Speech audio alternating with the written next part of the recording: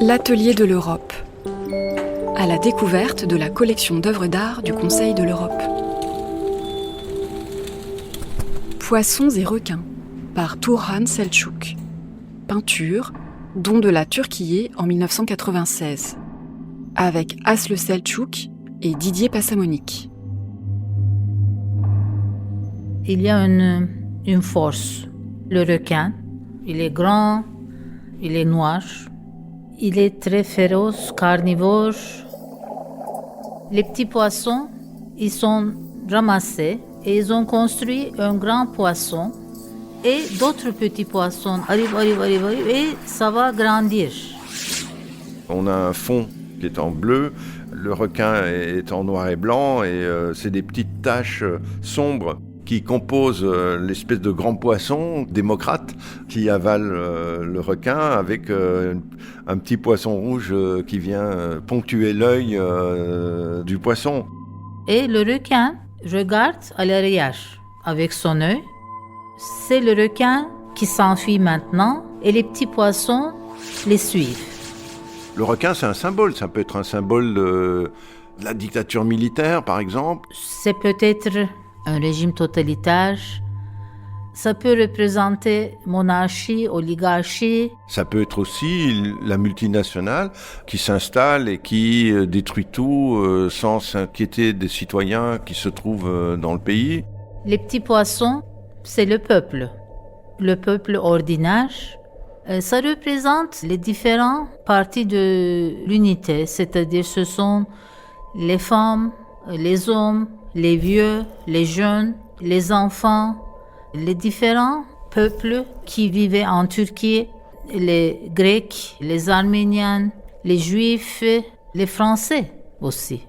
S'il y a bien un pays où la nuance est importante, c'est la Turquie entre les différentes populations. Je pense que Selçuk prend en compte le fait que la Turquie est un carrefour du monde entier, surtout Istanbul d'ailleurs, et que toutes les cultures se retrouvent là. C'est une diversité, mais c'est une diversité qui pense l'avenir de leur pays, l'avenir de leurs enfants, l'avenir du monde. Ça représente la solidarité. Et cette diversité, au fond, c'est un appel à rassembler les différents peuples de Turquie sur un projet qui est justement d'éradiquer tous les antidémocrates, en fait. Je peux comparer cette caricature à la Révolution française pour égalité, fraternité et solidarité contre la monarchie, contre le roi. Et je peux comparer cette caricature à la Turquie aussi, bien sûr, parce que nous avons vécu une grande guerre d'indépendance en Turquie et Mustafa Kemal a gagné avec très peu de soldats. Et les petits poissons, je les compare au peuple turc qui était très pauvre, mais ils n'ont pas perdu leur espoir. Le message de ce dessin, c'est qu'il ne faut pas avoir peur. Individuellement, on est bouffé par le requin. Collectivement, on est capable de le réduire à néant. Je m'appelle Aslı Selçuk.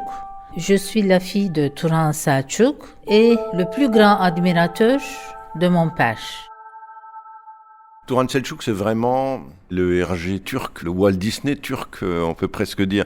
Il est caricaturiste, il a en ligne de mire le New Yorker et les caricatures américaines. Il est d'ailleurs graphiquement très influencé par Saul Steinberg.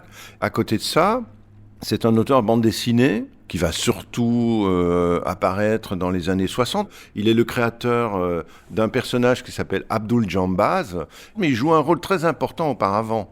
Comme éditeur, on sait peu qu'il est le premier éditeur en Turquie de personnages comme Tintin, comme Spirou. Turhan Selçuk a dessiné cette caricature en 1957. Pendant plusieurs années, il a redessiné cette caricature. Il a fait de différentes versions. La première fois, il a dessiné en noir et blanc. Le requin était plus grand et les petits poissons étaient ronds. D'abord, Turhan, il faisait un croquis avec le crayon noir. Après, il a travaillé avec encre de Chine. L'œuvre qui a été donnée au Conseil de l'Europe est tout à fait caractéristique du style de Turan Selçuk parce que c'est une œuvre qui est immédiatement lisible. Il est vraiment dans la tradition du cartoon. Le cartoon, c'est une idée, un dessin, un choc. Et un choc esthétique. Et ça, c'est un truc qui est directement inspiré par les caricaturistes du New Yorker. Or, la caricature joue un rôle très important en Turquie depuis le 19e siècle, en fait, et surtout depuis l'avènement du kémalisme et de Kemal Atatürk. Turhan Selçuk, il a grandi pendant la République avec un grand amour à Mustafa Kemal. Il naît en 1922, donc je veux dire dans le berceau même du kémalisme, et donc il accompagne culturellement toute cette modernisation qui est violente, qui se fait à marche forcée dans les années 20 jusque dans les années 30, et donc je pense qu'il s'identifie complètement à cette identité kémaliste, moderniste, ouverte sur le monde, qui est également laïque. Ce dessin a été fait pour une exposition dont le sujet est précisément les droits de l'homme. Le ministère des Affaires étrangères turc a proposé une exposition à Turhan. Le titre était « Les droits de l'homme ». Comme il a fait beaucoup de caricatures sur ce sujet-là, ils ont rassemblé ces caricatures pour cette exposition. Et après ça, le Conseil d'Europe a choisi la caricature de mon père, le requin et le poisson. On voit bien là les préoccupations du Conseil de l'Europe, mais aussi de ces Turcs comme Turan Selçuk qui veulent tendre vers une démocratisation de leur pays, de faire en sorte qu'il y ait plus d'égalité. Et je pense que son dessin montre bien que la première condition d'existence des droits de l'homme, c'est la démocratie. C'était Poissons et requins par Turan Selçuk. Un podcast du Conseil de l'Europe créé par Charles Trou, Antoine Auger, Anne Kropotkin. Avec l'universitaire, critique de cinéma et fille de Turan Selçuk, Aslı Selçuk. Et l'historien de la bande dessinée et commissaire d'exposition, Didier Passamonique. D'autres épisodes sont à retrouver sur le site du Conseil de l'Europe.